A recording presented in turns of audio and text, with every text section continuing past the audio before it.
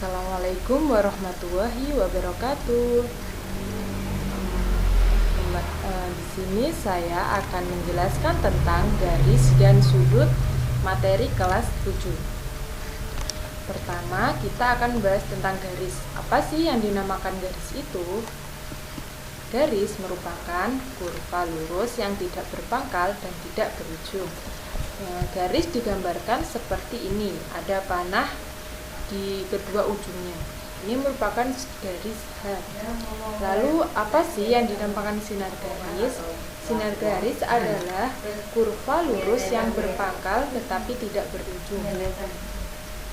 Sinar garis digambarkan memiliki panah pada ujung satu ini, dan ini tidak ada panahnya, yang artinya kurva lurus yang berpangkal. Ini dinamakan sinar garis C.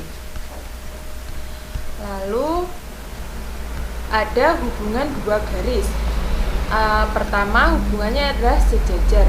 Dua garis yang sejajar apabila garis tersebut terletak pada satu bidang datar dan tidak akan pernah bertemu atau berpotongan jika garis tersebut diperpanjang. Ini garis H sejajar dengan garis I. Lalu yang kedua adalah berpotongan. Dua garis berpotongan apabila garis-garis tersebut terletak pada satu bidang datar dan mempunyai satu titik potong. Di sini garis A berpotongan dengan garis B membentuk sebuah titik ini. Kita misalkan ini adalah titik O. Lalu yang ketiga adalah berimpit. Dua garis berimpit apabila ada garis-garis tersebut terletak pada satu garis lurus sehingga hanya terletak sebagai satu garis lurus saja. Ini sebenarnya ada dua garis, yaitu terdiri dari garis M dan garis N. Keduanya ini berimpitan. Lalu yang keempat ada bersilangan. Dua garis bersilangan apabila garis-garis tersebut tidak mungkin terletak pada satu bidang datar. Garis-garis bersilangan tidak bersejajar dan tidak berpotongan apabila diperpanjang. Biasanya contohnya pada ruas-ruas bangun ruang. Lalu selanjutnya saya akan menjelaskan tentang sudut. Apa sih yang dinamakan sudut itu? Sudut dibentuk oleh dua sinar garis yang bersekutu titik pangkalnya. Titik pangkal itu disebut titik sudut. Ini yang dinamakan titik sudut, yaitu O. Ini merupakan titik sudut. Dan ini garis OM ini merupakan kaki sudut. ON ini juga garis sudut, dan ini merupakan besar sudut.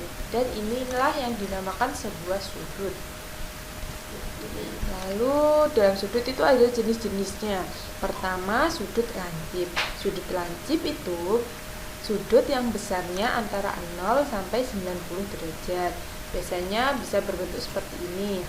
Lalu yang kedua ada sudut siku-siku. Sudut siku-siku merupakan sudut yang besarnya 90 derajat. Bentuknya tegak lurus. Lalu yang ketiga ada sudut tumpul. Sudut tumpul merupakan sudut yang besarnya antara 90 derajat sampai 180 derajat. Biasanya berbentuk seperti ini, lebih dari 90 derajat. Lalu yang keempat adalah sudut lurus, yaitu sudut yang besarnya 180 derajat, yaitu lurus. Yang kelima adalah sudut refleks, yaitu besarnya antara 180 derajat sampai 360 derajat. Lalu selanjutnya yaitu ada hubungan antar sudut. Hubungan antar sudut itu pertama ada sudut berpelurus atau suplemen. Apa itu sudut berpelurus? Yaitu dua sudut dikatakan berpelurus jika jumlah besar sudut keduanya adalah 180 derajat. Digambarkan seperti ini misalnya, apabila sudut alfa ditambah dengan sudut beta maka hasilnya adalah 180 derajat. Lalu yang kedua ada sudut berpenyiku atau komplemen, yaitu yaitu dua sudut dikatakan berpenyiku jika jumlah besar sudut keduanya adalah 90 derajat. Ini digambarkan apabila sudut alfa ditambah sudut beta maka hasilnya adalah 90 derajat. Lalu yang ketiga ada sudut bertolak belakang. Dua sudut dikatakan saling bertolak belakang jika kaki-kaki kedua sudut tersebut membentuk dua pasang sinar garis yang berlawanan arah. Dua sudut yang saling bertolak belakang mempunyai besar yang sama. Ini sudut alfa bertolak belakang dengan beta, sehingga sudut alfa sama dengan sudut beta. Lalu ada hubungan sudut-sudut pada dua garis sejajar yang dipotong oleh sebuah garis. Yang pertama itu ada sudut-sudut sehadap. Sudut-sudut yang menghadap ke arah yang sama terhadap garis potong itu dinamakan sudut sehadap. Contohnya ini, apabila ada garis ini, di sini ada garis N dengan garis O yang dipotong oleh garis M, sehingga membentuk titik A di sini dan titik B di sini. Lalu yang dinamakan sehadap ini titik A1, sudut A1 ini besarnya sama dengan B1. Lalu sudut A2 sama besarnya sama dengan B2, sehadap dengan B2. Lalu yang sudut A3 sehadap dengan B3, yang sudut A4 ini sehadap dengan A4. Dan sudut-sudut yang sehadap tersebut besarnya sama besar. Lalu ada sudut-sudut dalam berseberangan. Apa itu yang dimaksud dengan sudut-sudut dalam berseberangan? Yaitu sudut-sudut yang terletak di antara dua garis sejajar dan berseberangan terhadap garis potong. Ini yang dinamakan dalam berseberangan itu sudut A4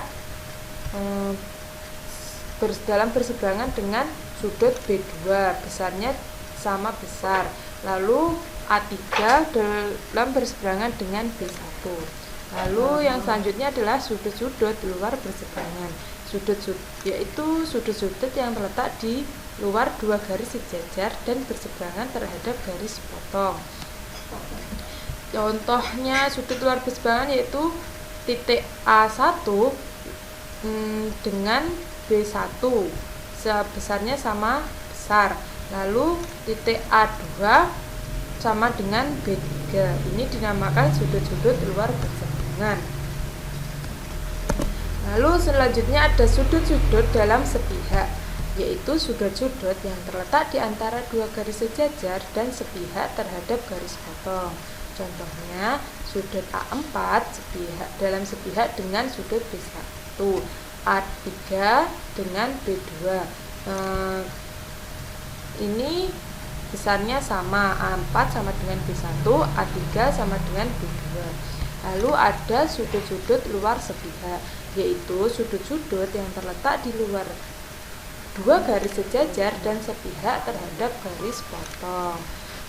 Contoh dari sudut-sudut luar sepihak itu yaitu sudut A1 itu sama dengan B4, yang A2 itu sama dengan A3. Ini dinamakan, yang adanya itu dinamakan sudut-sudut luar sepihak.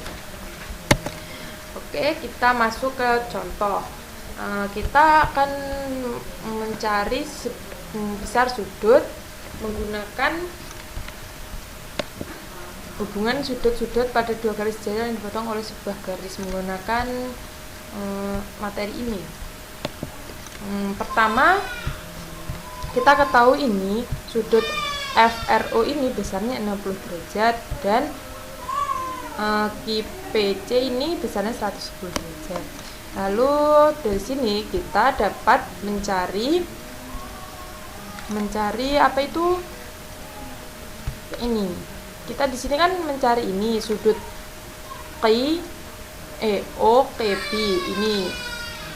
Lalu kita dalam mencari ini bisa menggunakan jumlah dalam segitiga ini. Kita akan mencari ini dan ini dahulu.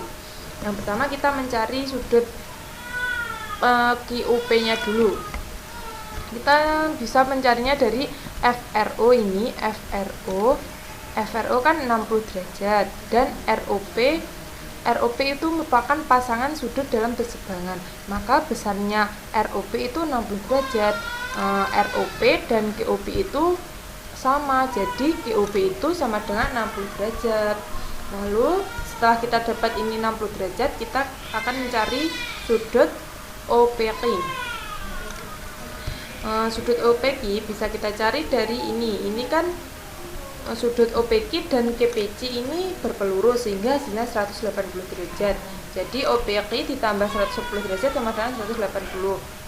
Jadi OPQ sama dengan 180 derajat dikurangi 110 derajat sama dengan 70 derajat. Lalu kita mengetahui kalau sudut OPQ ini 70 derajat, sehingga kita dapat mencari sudut OKP menggunakan jumlah sudut dalam segitiga yang sama dengan 180 derajat. Jadi sudut OPQ ditambah sudut OKP ditambah QOP sama dengan 180. Kita masukkan 70 derajat ditambah sudut OKP ditambah 60 derajat sama dengan 180 derajat. Sudut OKP ditambah 130 derajat sama dengan 180. OKP sama dengan 180 derajat dikurangi 130 derajat sama dengan 50 derajat. Jadi hasil besar dari sudut OKP adalah 50 derajat. Lalu selanjutnya kita masuk ke soal. Ini coba dikerjakan oleh teman-teman ya. Semoga bisa. Terima kasih. Penjelasan dari saya sekian. Terima kasih. Wassalamualaikum warahmatullahi wabarakatuh.